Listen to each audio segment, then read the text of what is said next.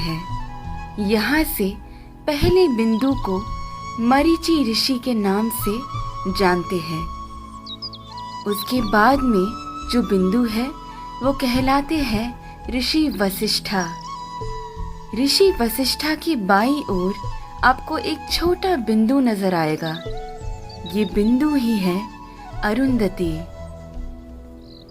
ऋषि वशिष्ठा के बाद आते हैं ऋषि अंगीरसा, फिर आते हैं ऋषि अत्रि,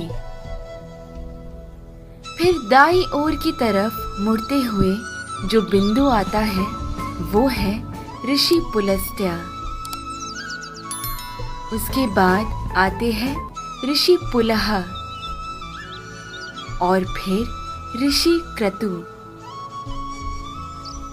ऋषि पुलह और क्रतु के अंतर को 5 गुना मिलाकर नीचे की तरफ आएंगे तो वहां बसे हैं ध्रुव नक्षत्र।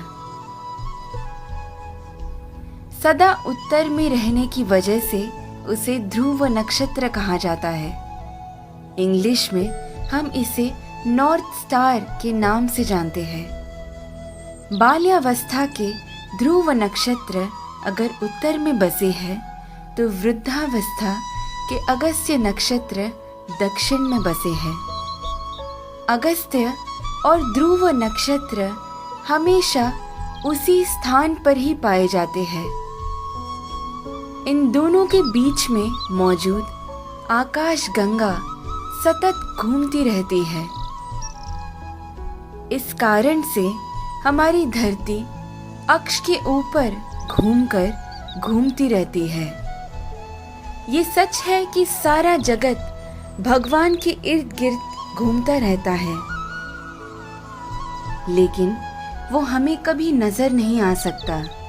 भूमि के अनेक कालों में से उसे 4 काल में छांटते हैं।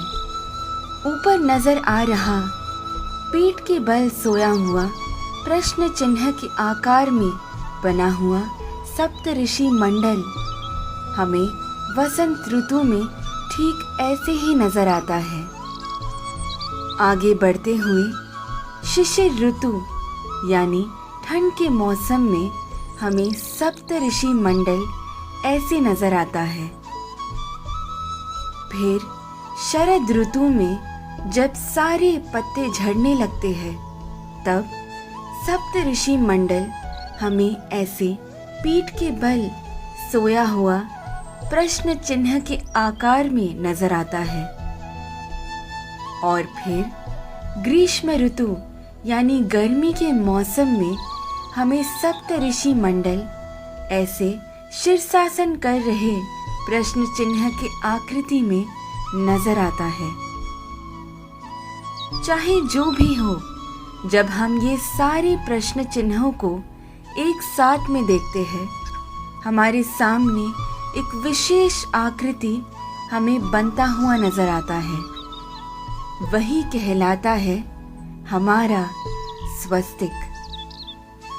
स्वस्थ का मतलब है आरोग्यवान। स्वस्तिक का महत्व मेरे पिता मुझे हमेशा से बताते आए हैं, लेकिन हर क्षण प्रयोग में ला रहे इस स्वस्तिक का जन्म कहाँ से हुआ ये आज मेरे पिता द्वारा जाना, जो आप सभी में मैंने बांटना चाहा। ध्रुव नक्षत्र को देखते हुए हमें ये मालूम होता है कि हम पूरी जिंदगी जिस दिशा की ओर बहते जा रहे हैं वही है उत्तर दिशा। इसीलिए शायद हमारी भूमि पर भी दक्षिण में अधिक जल है और उत्तर की ओर अधिक जमीन है। इस विषय को इतनी सुंदरता से वीडियो के रूप में बनाकर आप सभी को समझाने का श्रेय जाता है मुक्ता जी को। धन्यवाद।